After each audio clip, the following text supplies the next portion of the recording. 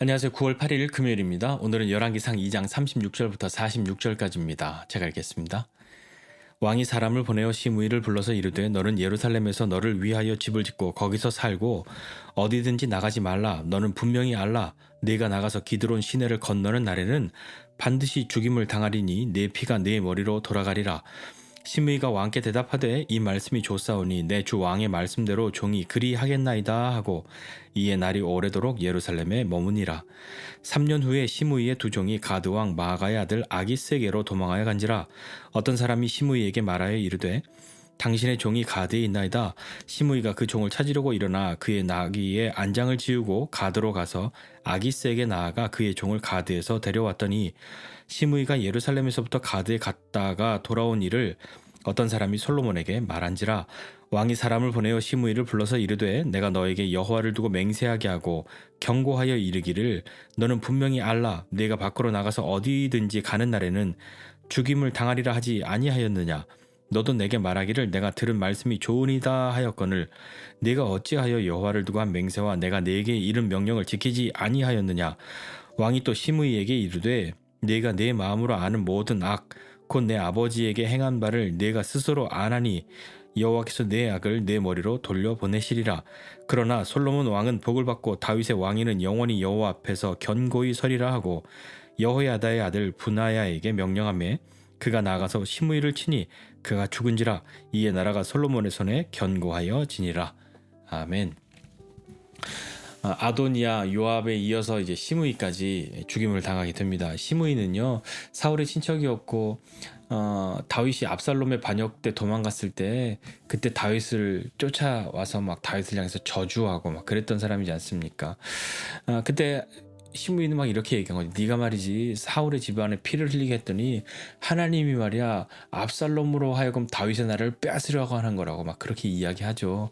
그러니까 다윗의 있던 아비새가 저 개만도 못한 저 개를 제가 죽입니까? 가서 죽이게 허락해달라고 막 그렇게 이야기할 때 다윗이 이렇게 시므이가 악행으로 이렇게 하는 걸 내가 이렇게 괴로움 당하는 것을 하나님이 아신다. 그래서 하나님이 불쌍히 여겨주셔서 저 저주를 선으로 바꾸어 주시기를 그런 마음으로 하나님 앞에 바라죠. 압살롬의 반란이 이제 끝나고 다윗이 예루살렘으로 돌아가는 그때에 시므이가 얼른 자기 살 길을 찾아야 했으니까요. 다윗의 앞에 나와서 엎드려서 잘못했다고 싹싹 빌지요. 그때 시므이와 또 시므이의 사람들 막 1000여 명이 나와서 그렇게 엎드립니다.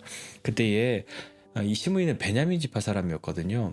그러니까 뭐 예루살렘이 다윗이 일부 지파의 사람들의 그 지파의 지지만 얻어서는 전체 나라를 통합하기 어려우니까 이 베냐민 지파의 지지도 사울 이후에 멀어지거나 돌아서려고 하는 그들의 지지도 필요했으니까 거기에다 대고 시므이를 죽일 수는 없는 노릇이었습니다. 그렇기 때문에 시므이를 죽이지 않겠다 그렇게 약속하지요. 그러나 우리가 엊그저께 본 것처럼 다윗이 솔로몬에게 유언할 때 시므이 이놈이 한 일 알지? 그러면서 이거 무지한 놈이 아니야. 그가 죄가 있는데 내가 죽이지 않겠다고 약속했기 때문에 죽이지 않았던 것이니까 너는 지혜 있게 잘 행동할 줄 내가 안다. 그렇게 말하면서 시므이를 어떻게 처리할 것에 대해서 다윗이 솔로몬에게 유언으로 남기죠. 그것은 물론 뭐 개인적인 보복 뭐 그것으로만 끝낼 것이 아니라요.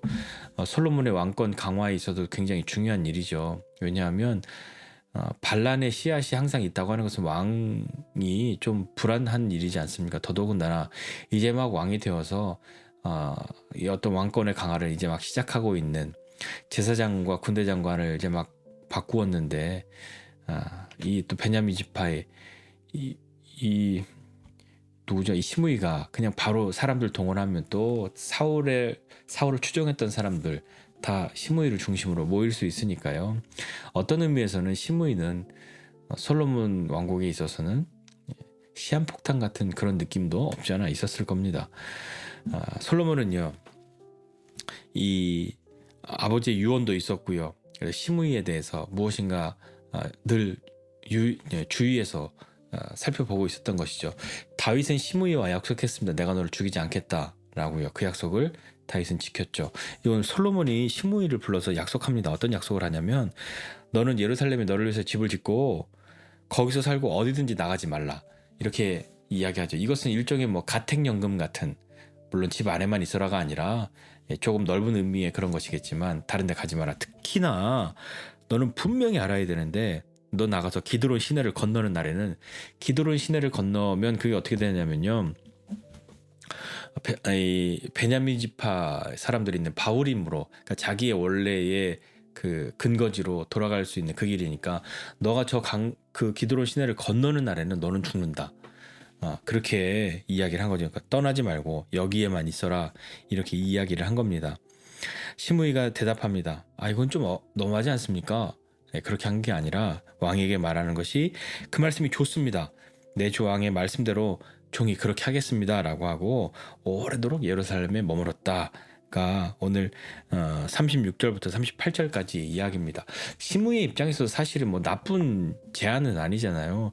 다윗이 죽었으니까 이제 언제 자기가 죽어도, 사실 앞에 아도니아, 요압 다 죽었는데 자기를 솔로몬이 그냥 너 일로 와 하고 그냥 죽여도 할 말 없는데 얼마나 무서웠겠습니까? 그런데 솔로몬이 살려주겠다고 자기와 약속했고, 그 조건이 여기에만 있는 거다. 그러면 뭐 속으로는 땡큐 할 수도 있는 거죠. 죽는 것보다 나으니까요.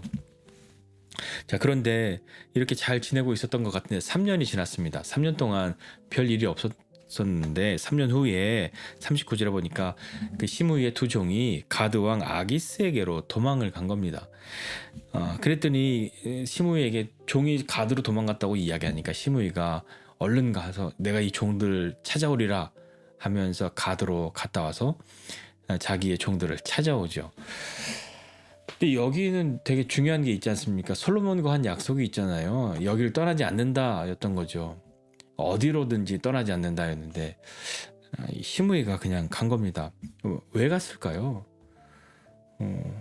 뭐 이 정도야 괜찮겠지. 내가 뭐 반란하려고 간 거 아니잖아. 종이 도망갔으니까 종 찾으러 간 건데 뭐 이 정도는 괜찮겠지, 그렇게 생각한 것인지, 아니면 또 다른 어떤 마음이 있었던 것인지 우리는 뭐 여기에서는 알 수 없지만, 시므이가 어쨌거나 다윗과 한 그 약속, 솔로몬과 한 약속을 시므이가 깹니다. 너는 분명히 알아야 된다. 너 여기를 떠나면 반드시 죽는데 그 책임은 너에게 있다. 그것도 시므이 자신이 좋은 이야기라고 동의한다고 그렇게 했던 약속을 깨죠. 솔로몬이 그 소식을 들었습니다. 그러면 어떻게 해야 될까요? 솔로몬은 뭐 왜 그랬대 하고 말 수가 없는 노릇이지 않습니까? 약속한 것이 있으니까요. 그 약속을 왕도 지켜야 했던 것이죠. 여호와를 두고 맹세하고 그렇게 경고했는데 너는 분명히 알아라 라고 그렇게 이야기했고, 너도 동의한다고 좋다고 그렇게 한 것인데 너 왜 이렇게 했냐고. 죽는 것이 마땅하다. 어디든지 가는 날에는 죽임을 당하리라 했는데 네가 그것을 알고도 갔단 말이지. 그 이야기는 무슨 얘기야? 왕에게 뭐 죽일 테면 죽여봐라 그런 것이거나 뭐 그런 게 어딨어 라고 가볍게 생각했기 때문인 거죠. 설마 죽이겠어? 그렇게 생각한 것 아니었겠습니까? 그래서 솔로몬이 이야기하는 거죠. 나도 너한테 그렇게 이야기했고 너도 나한테 그렇게 대답했는데 왜 이렇게 안 지켰냐 하면서 44절에 네가 네 마음으로 아는 모든 악 곧 내 아버지에게 행한 바를 네가 알고 있지 않냐. 네가 그러면서도 이 약속을 안 지켰냐 하는 것이죠. 그래서 여호와께서 내 악을 내 머리로 돌려보내시리라 이렇게 말하고 브나야를 보내어 그를 죽입니다. 그리고 이에 나라가 솔로몬의 손에 견고하여졌다라는 것으로 오늘 본문은 끝을 맺죠. 오늘 말씀 보면 좀 생각해보고 싶은 것이 있는데, 좀 시므이의 입장에서 생각해보는 것, 또 솔로몬의 입장에서 생각해보는 것이 있습니다. 한번 좀 보시죠. 시므이는요 약속을 했잖아요. 그것도 그냥 뭐 너 이거 약속 안 지키면 밥 사, 뭐 그 정도의 약속이 아니라 자신의 생명이 달린 약속인데 말이죠. 그것을 깨뜨렸단 말입니다. 뭐 3년이나 내가 잘 지켰는데 이쯤 하면 괜찮겠지. 뭐 다른 것도 아니고 종 도망갔는데 그 종 찾아야지. 내 재산인데. 내가 무슨 뭐 반역하러 가는 거 아니잖아. 얼른 갔다 오면 되겠지. 뭐 별의별 마음의 생각이 있었을 거 아닙니까? 그러니까 움직였지. 시므이가 고민했다면 아마 이렇게 못 움직이지 않았겠습니까? 그래도 그럴 것이 꼭 생각해 보면 그 꼭 시무이 네가 가야만 했냐 그런 말 하고 싶지 않습니까? 다른 사람 보내도 됐을 건데 왜 굳이 시무이 자기가 그렇게 갔다 와야 했을까도 사실은 물음표인 것이죠. 우리도 약속을 많이 합니다. 사람 사이도 약속하고요. 심지어 우리는 하나님께도 약속을 하죠. 시무이도 하나님 앞에서 맹세합니다. 그렇게 하겠다고 약속하죠. 시므이만 그랬습니까? 우리도 그렇죠. 물론 솔로몬도 그렇게 약속을 지금 한 것이잖아요. 오늘 이 말씀 보면서는 우리도 하는 약속들이 있는데 이 약속을 우리가 어떻게 생각하고 있는가?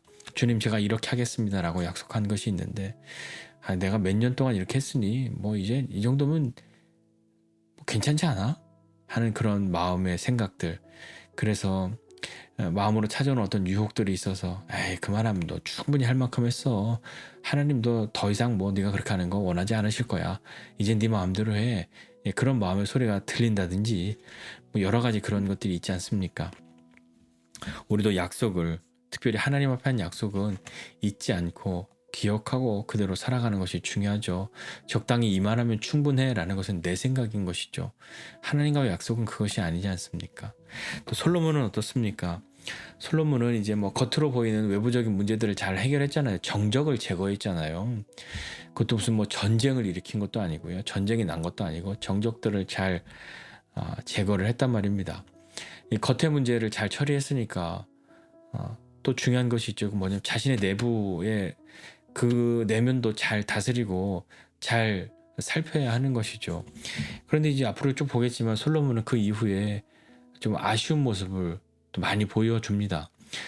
겉으로 잘하는 것도 중요하지만 자신의 내면도 굉장히 중요한 것이죠. 다른 사람에게만 엄격한 잣대를 가지고 있는 것 그것이 아니라 본인에게도 본인도 그런 마음을 가지고 하나님 앞에 또 자신의 인생 앞에 사람들 앞에 있어야 하는 것이죠. 오늘 마지막에 끝날 때 이 본문에 보니까 이에 나라가 솔로몬의 손에 견고하여졌다 이렇게 오늘 본문이 끝이 났는데요.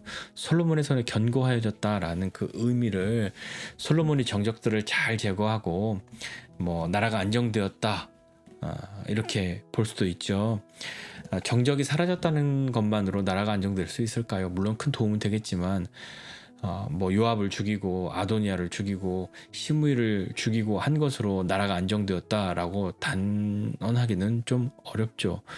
다윗이 솔로몬에게 유언을 했습니다. 네가 지혜롭게 네가 어떻게 행동해야 될지 네가 알 테니까 잘 하라고 했던 그 이야기가 하나님을 경외하는 뭐 그런 지혜 그거라기보다는 정치적으로 어떤 좋은 능력을 발휘해서 정적을 제거하는 그런 것으로 좀 보여질 수도 있습니다만 하나님은요 솔로몬과 함께 하셨습니다. 성경이 그렇게 기록하고 있고요. 또한 하나님 다윗과 약속하셨어요.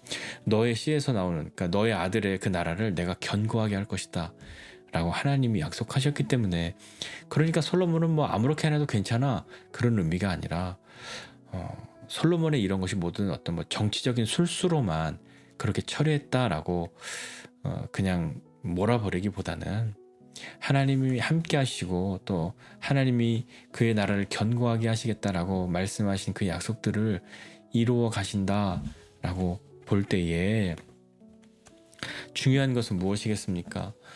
솔로몬도 중요하겠죠. 솔로몬은 그가 왕이 되었을 때 어떤 마음을 가졌겠습니까? 야 이제 내 세상이다. 내 마음대로 해도 된다. 그런 마음 갖지는 않았을 거 아닙니까? 두렵고 떨리는 마음이 있었겠죠. 아버지 다윗을 이어서 왕이 되었는데 내가 아버지 같은 왕이 될 수 있을까? 그런 용맹한 왕, 튼튼한 뭐 굳건한 강건한 나라의 왕이 될 수 있을까? 잘 싸울 수 있을까? 잘 다스릴 수 있을까? 이 백성들을 어떻게 잘 하나로 만들어서 그렇게 할 수 있을까? 여러 생각들 들지 않았겠습니까? 솔로몬도 하나님 앞에 기도했겠죠. 하나님 아버지 하나님이 내 하나님 되달라고 어찌 기도하지 않았겠습니까? 솔로몬에게 중요한 것은 무엇일까요? 정치적인 술수를 정치적인 능력을 잘 키우는 것, 주변 나라 외교를 잘하는 것, 그것보다도 더 중요한 것은 정적을 제거한 것 이런 것보다 더 중요한 것은 무엇이냐면 솔로몬이 하나님과 함께하는 것입니다. 하나님의 말씀을 하나님의 뜻을 그 율법을 잘 지키는 거죠. 다윗이 그것을 당부하지 않았습니까? 그것이 솔로몬이 왕으로서 그가 그 왕을 잘 감당할 수 있는 길인 것이죠. 정치적인 능력을 많이 개발해라, 네 편을 많이 만들어라. 그것보다 더 중요한 건 하나님의 말씀을, 그 법을 그대로 지키라 하는 그것이 그에게 가장 중요한 일 아니었겠습니까? 다시 한번 중요한 것은 그에게 하나님과 함께하는 거고, 하나님의 말씀 그 뜻을 따라 사는 것이 중요한 것인데, 솔로몬에게만 그렇겠습니까? 우리에게도 그런 것이죠. 솔로몬이라도요, 하나님을 멀리하면 아무것도 아닌 사람이 되지 않겠습니까? 우리는 어떻습니까?